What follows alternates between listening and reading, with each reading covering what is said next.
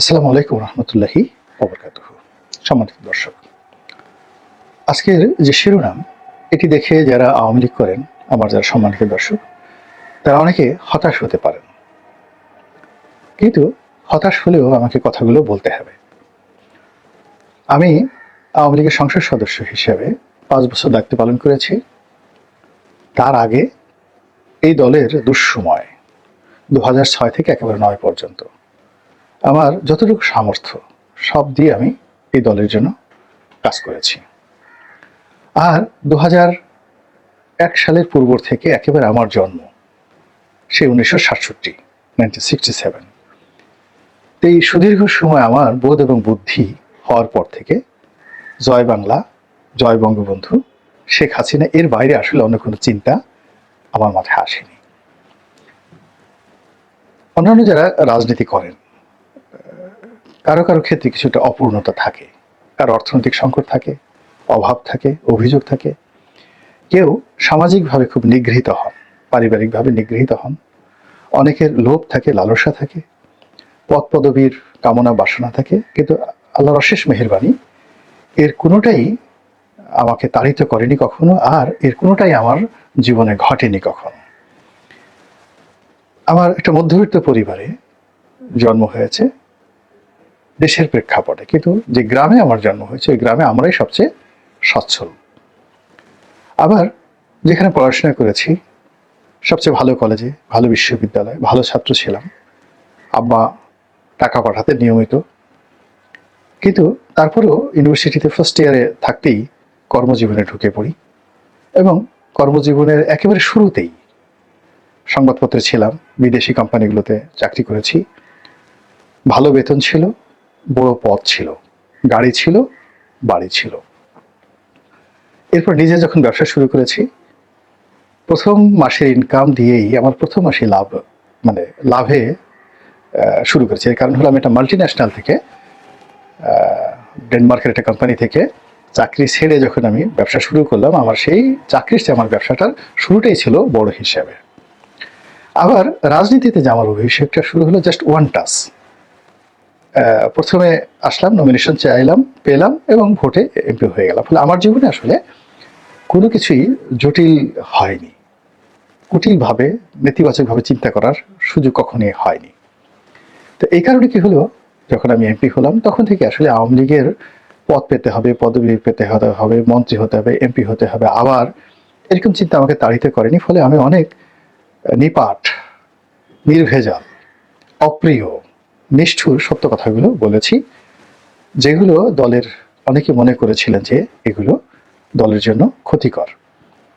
কিন্তু দেখুন, আজকের এই প্রেক্ষাপটে চিন্তা করুন যে আমার মতো যদি ১০ জন লোক আওয়ামী লীগ অ্যাবজর্ব করতে পারতো ২০০৯ থেকে ২০১৪ সন পর্যন্ত, বিশ্বাস করেন এখানে মোহাম্মদ আরাফাতের মতো মানুষ তৈরি হতো না, সালমান এফ রহমানের মতো মানুষ প্রধানমন্ত্রীর কার্যালয়ে ঢুকতেই পারত না, আনিসুল হক সাহেবের মতো মানুষ মন্ত্রী হতে পারত না।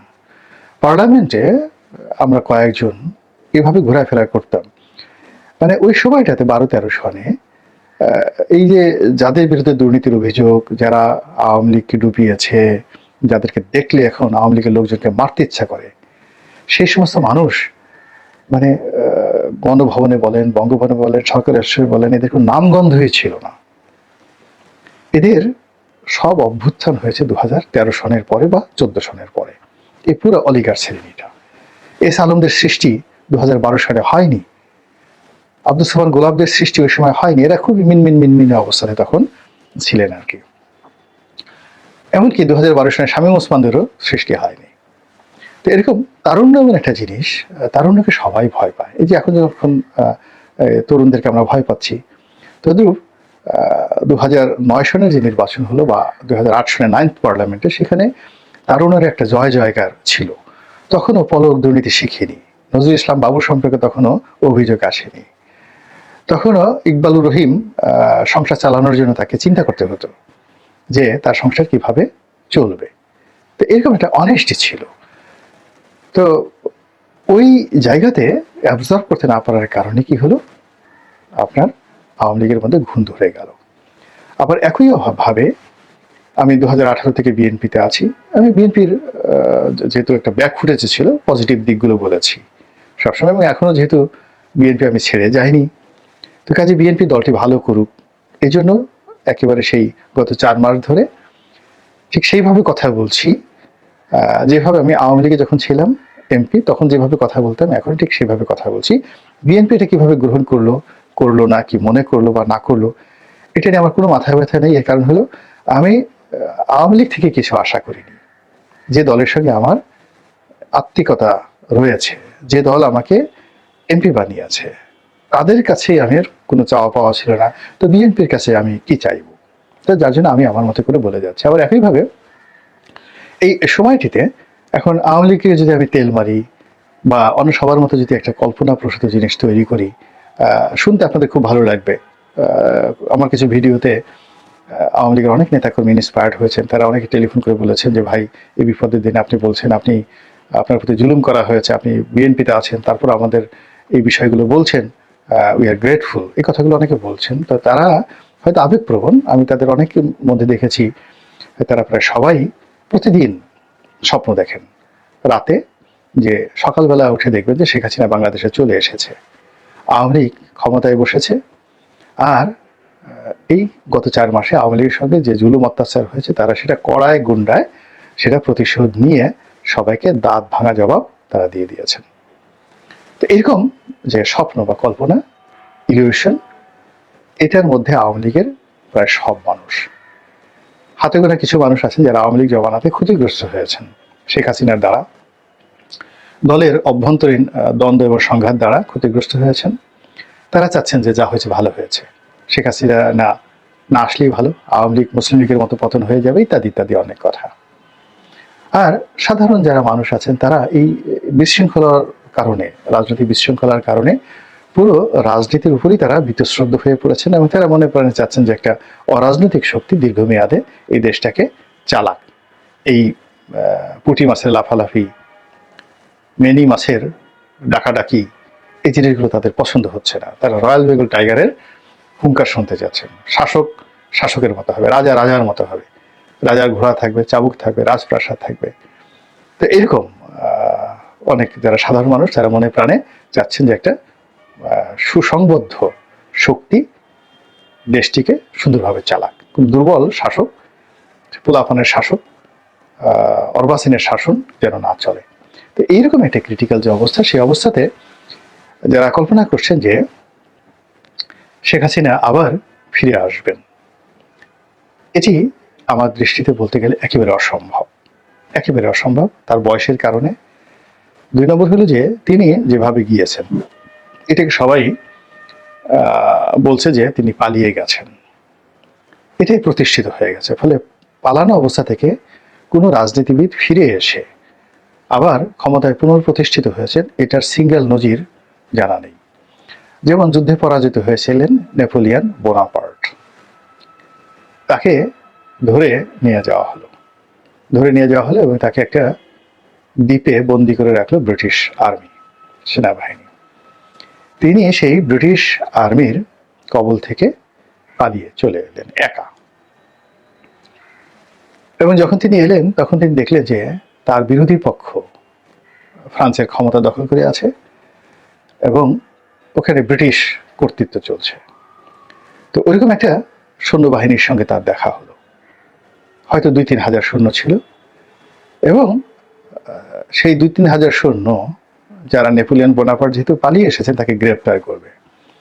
কিন্তু তার নেতৃত্ব এমন ব্যাপার, তিনি সামনে গিয়ে বললেন যে আমি তোমাদের সম্রাট, স্যালুট করো। বিশ্বাস করেন এই গা কাটা দিয়ে উঠছে, পুরো রেজিমেন্ট অস্ত্র রেখে স্যালুট করলো। এই রেজিমেন্ট সৈন্যদেরকে নিয়ে তিনি একটার পর একটা ঘাঁটি দখল করে আবার ফ্রান্সের সম্রাট হয়ে গেলেন। এই হলো নায়কদের নায়কোচিত আচরণ। একবার সেই গত যাকে বলা হয় এ যুগের ফেরাউন, ফেরাউন মানে আমরা বাংলাদেশে গালাগালি করি, কিন্তু এটা মিশরে খুবই প্রেস্টিজিয়াস একটি উপাধি। এবং আমরা যে ফেরাউনকে গালাগালি করি, রামসেস II, তাকে বলা হয় ফাদার অফ দ্য নেশন মিশরে, ইজিপ্টে। তো গত এই 100 বছর বা 200 বছরের মধ্যে মানে কলিকালের যে ফেরাউন, তিনি হলেন গামাল আবদেল নাসের। তো তার বীরত্ব কেমন, তিনি মঞ্চে বক্তব্য দিচ্ছেন, হঠাৎ করে মঞ্চে গুলি করা হলো এবং তার শরীর থেকে দর দর করে গুলি ঝরছে। তখন টেলিভিশন ছিল না, রেডিওতে এই তার ভাষণ প্রচারিত হচ্ছিল পুরো আরব বিশ্বে। তো সমস্ত মানুষ দৌড়দৌড়ি শুরু করলো। তখন তিনি মঞ্চে দাঁড়িয়ে বললেন, প্রিয় ভাইয়েরা আমার, আপনাদের কাউকে গুলি করেনি, আপনারা তাকিয়ে দেখুন, ফিরে তাকিয়ে দেখুন, আমাকে গুলি করছে, আমার শরীর থেকে রক্ত ঝরছে, আমি আপনাদেরকে ছেড়ে যাচ্ছি না, I am not leaving you, আপনারা কেন আমাকে ছেড়ে যাচ্ছেন? এই জনগণ ঘুরে দাঁড়ালো, পুরো যে অভ্যুত্থান তার পক্ষে চলে এলো। This is the politics. কাজেই সাবেক প্রধানমন্ত্রী শেখ হাসিনা তিনি গেছেন, যদি ভারতে না গিয়ে ভুটানে যেতেন, ভারত বাংলাদেশের লোকের কাছে খুবই ঘৃণিত, নিন্দিত, শত্রু রাষ্ট্র হিসেবে বিবেচিত, তিনি সেখানে গিয়েছেন। তো প্রথমত তিনি পালিয়েছেন বা পালানোর বদনামের ভাগিদার হয়েছেন, দ্বিতীয়ত তিনি এমন একটি দেশে গেছেন যে দেশের কথা শুনলে বাংলাদেশের সব মানুষ দরকার হলে কবর থেকে বের হয়ে এসে অস্ত্র হাতে নেবে। ফলে শেখ হাসিনা, নরেন্দ্র মোদী এসে বাংলাদেশে যদি প্রতিষ্ঠা করার চেষ্টা করা হয়, এই দেশের 18 কোটি মানুষের প্রায় সবাই, এমনকি আওয়ামী লীগের লোকও অস্ত্র, ভারতের বিরুদ্ধে অস্ত্র তুলে নিতে বাধ্য হবে। তো কাজেই ভারতের সহযোগিতা নিয়ে সরাসরি শেখ হাসিনার ফিরে আসাটা অসম্ভব। এই গেল একটা। সেকেন্ড থিং হলো, তিনি ভারত যদি তাকে প্রত্যার্পণ করেন, বিচারের মুখোমুখি হন, 2 বছর 3 বছর এইভাবে চলে, তার যে বয়স এখন প্রায় 80 বছর, তার ওই হাত পা বাঁকা হয়ে যাবে। বেগম খালেদা যে এখন যেভাবে অসুস্থ, তার চেয়ে তার অবস্থা আরো খারাপ হয়ে যাবে। তো বুঝতে পারছেন ব্যাপার। শেখ হাসিনাকে নিয়ে আপনারা যারা চিন্তা ভাবনা করছেন, এখানে তার প্রতি শ্রদ্ধা রাখুন, ভালোবাসা রাখুন, সঙ্গে সঙ্গে আপনারা বিকল্প চিন্তা করুন, জয়কে নিয়ে চিন্তা করুন। শেখ পরিবারের বাইরে যদি কাউকে নিয়ে চিন্তা করেন বা পরিবারের মধ্যে অন্য কাউকে নিয়ে চিন্তা করুন, কিন্তু এই চিন্তাটা কনক্রিট যদি রাখেন, বিএনপি বহু বছর শুধু বেগম খালেদা জিয়াকে নিয়ে চিন্তা করেছে, এমনকি 2018 সন পর্যন্ত খালেদা জিয়াকে নিয়ে চিন্তা করেছে, তারা তারেক রহমানকে চিন্তাই করেনি, এবং that was A greatest mistake. ফলে তারেক রহমানের নেতৃত্ব গড়ে ওঠেনি। তারেক রহমানকে যদি 2014 সন থেকে প্রমোট করা হতো, তাহলে তিনি আজকের বিষয়ে আরো বেশি সিদ্ধান্ত নিতে পারতেন। তো যেহেতু আওয়ামী লীগ এখন একটা বিএনপির মতো অবস্থায় পড়েছে, তাকে সিদ্ধান্ত নিতে হবে হু ইজ লিডার, তার নেতাকে, জাহাঙ্গীর কবির নানক, বাহাউদ্দিন নাসিম, শেখ হাসিনা, সজীব ওয়াজেদ জয়, মোহাম্মদ আরাফাত, নাকি খালেদ মাহমুদ চৌধুরী, নাকি অন্য কেউ? আগে তো নেতা ঠিক করতে হবে। এবং এটা তো আওয়ামী লীগের শেখানোর কথা। বিএনপি কে তারা বারবার প্রশ্ন করতে, আচ্ছা ঠিক আছে বিএনপি ক্ষমতা আসবে, প্রধানমন্ত্রী কি হবে, এই কথাটা একটু বলেন তো। বিএনপি বলতে পারেনি, কেউ বলতে পারেনি খালেদা জিয়া প্রধানমন্ত্রী হবে, কেউ বলতে পারেনি তারেক জিয়া প্রধানমন্ত্রী হবে। একমাত্র আমি বান্দা, আমি বলেছিলাম তারেক রহমান সাহেব প্রধানমন্ত্রী হবে, আর তারেক রহমান সাহেব যদি বলেন আমি নিজে প্রধানমন্ত্রী হব, কোনো অসুবিধা নেই। বিএনপিতে আমার মতো 1000 লোক আছে যারা প্রধানমন্ত্রী হতে পারেন, এবং প্রধানমন্ত্রী হলে তারা শেখ হাসিনার চেয়ে ভালো দেশ চালাবেন, এরকম যোগ্যতা সম্পন্ন 1000 লোক বিএনপিতে আছে। টেলিভিশনে এই কথাগুলো বলেছি। আওয়ামী লীগও এখন বলতে পারে যে শেখ হাসিনার পরিবর্তে 5000 লোক আছে আওয়ামী লীগে, যারা দলের সভাপতি হতে পারে, শেখ হাসিনার চেয়ে ভালোভাবে দল চালাতে পারে, এবং শেখ হাসিনার চেয়ে ভালো প্রধানমন্ত্রী হতে পারে। এই কথাটা যতক্ষণ না পর্যন্ত বলতে না পারবেন, ততক্ষণ পর্যন্ত রাজনীতি হবে না। এই গেল আরেকটি বিষয়। এখন আওয়ামী লীগ যে বিপদের মধ্যে পড়েছে, গর্তের মধ্যে পড়েছে, এখান থেকে ঘুরে দাঁড়ানোটা কিন্তু এত সহজ নয়, কোনো অবস্থাতেই সহজ নয়। আওয়ামী লীগের আপনি যদি প্রথম পতনটা ধরেন 1954, অর্থাৎ 1954 সনে যে যুক্তফ্রন্ট সরকার হলো, 54 থেকে একেবারে 54, 55, 56, 57, 4টি বছর। এই 4টি বছরে কতগুলো সরকার আসছে, এর মধ্যে শেরে বাংলা ফজলুল হক, হোসেন শহীদ সরওয়ার্দী, এরপরে মানে আরো অনেকে, মানে যাকে বলে আতাউর রহমান সাহেব, মানে কখনো কেন্দ্রের শাসন, গভর্নর শাসন, কখনো আবার পার্লামেন্ট গঠন করেছে। তো এইভাবে 3-3.5 বছর ধরে এই বারবার শুধু 6 মাস 7 মাস পর পর সরকার পরিবর্তন হয়েছে। এরপরে মার্শাল্লাহ চলে আসছে, আইয়ুব খানের মার্শাল্লাহ চলে আসছে। তা 58 থেকে আপনি যদি ধরেন 1973, তা 58 থেকে 73 যাত্রী ধরেন, তাহলে কত বছর হলো? 58 থেকে 58, 68 বছর, 68 মানে 10 বছর, 68 থেকে 73, 5 বছর, মানে 15 বছর তাকে অপেক্ষা করতে হয়েছে দ্বিতীয়বার ক্ষমতা আসার জন্য। দেন এগুলো কিন্তু সব ম্যাথমেটিক্স টার্মস এবং বারবার ঘটনা ঘটে। অর্থাৎ 54 সনে তারা 3 থেকে 3.5 বছর আওয়ামী লীগ ক্ষমতায় ভোগ করেছে এবং বহুবার তাকে সরকার পরিবর্তন করতে হয়েছে, প্রধানমন্ত্রী পরিবর্তন করতে হয়েছে, কেন্দ্রে এক ধরনের মন্ত্রী পরিষদ চেঞ্জ হয়েছে বারবার। একই ঘটনা কিন্তু 73 থেকে 75, যে তাদের শাসনামল। এই শাসনামলে সরকারের এই প্রধানমন্ত্রী শাসিত শাসক, প্রধানমন্ত্রী, তারপর রাষ্ট্রপতি শাসিত, এরপর বাকশাল শাসিত, এরপরে মন্ত্রী পরিষদ কতবার চেঞ্জ হয়েছে। 3.5 বছর তাদের শাসনামলে সবকিছু তছনছ। তাহলে প্রথমবার 15 বছর পরে তারা আসলো, এসে আগের বার যেভাবে 3.5 বছর, এবারও 3.5 বছর। তারপর ক্ষমতায় গেল, এরপর তারা ক্ষমতায় ফিরে পেল 21 বছর পর। 21 বছর পর ক্ষমতায় ফেরত পেল। ফেরত পাওয়ার পর তারা 5 বছর ক্ষমতা চালালো খুব সুন্দরভাবে, এবং 5 বছর ক্ষমতা চালানোর পর তারা আবার সেই 2001 থেকে 2009, অলমোস্ট 9-10 বছর পরে তারা আবার ক্ষমতায় আসলো। এটা হলো স্বাভাবিক অবস্থায়। এখন যে অস্বাভাবিক অবস্থায় পড়েছে, এই 15 বছরের শাসন, তার মধ্যে 10 বছর অবৈধ অবৈধ অবৈধ, এই কথাটাকে আগে বলতে হবে। আওয়ামী লীগের কোনো লোক যদি বলে 2014 নির্বাচন ওকে ছিল, 18 নির্বাচন ওকে ছিল, 14 নির্বাচন ওকে ছিল, কিয়ামত পর্যন্ত ক্ষমতায় আসতে পারবে না, আল্লাহর গজব নাজিল হবে, আল্লাহর গজব নাজিল হবে। বিএনপি যদি বলে 21 আগস্ট গ্রেনেড হামলা বিএনপি আওয়ামী লীগ করেছে, বিএনপি যদি বলে যে 15 ফেব্রুয়ারি নির্বাচন পারফেক্ট ছিল, আল্লাহর গজব নাজিল হবে। প্রথমত হলো তওবা করা, ফিরে আসা। তা আওয়ামী লীগকে তওবা করতে হবে যে 3টা নির্বাচন করেছে, অন্যায়, জঘন্য, বাজে, আমরা মাপ চাই, এই কাজ আমরা করবো না, এই কাজ আমরা করবো না। তো সেখান থেকে বের হয়ে এসে নতুন ধারার একটা রাজনীতি তৈরি করা বা ওই কথাগুলো বলা, পুরনো যারা পাপ করেছে, পাপীরা তো বলতে পারবে না, পাপীরা মৃত্যুর আগ পর্যন্ত। আপনি, এই মানুষ এত খারাপ, কিয়ামতের দিন আল্লাহর সামনে দাঁড়িয়ে দাঁড়িয়ে তারা মিথ্যা কথা বলবে, আল্লাহ আমি এই কাজ করিনি।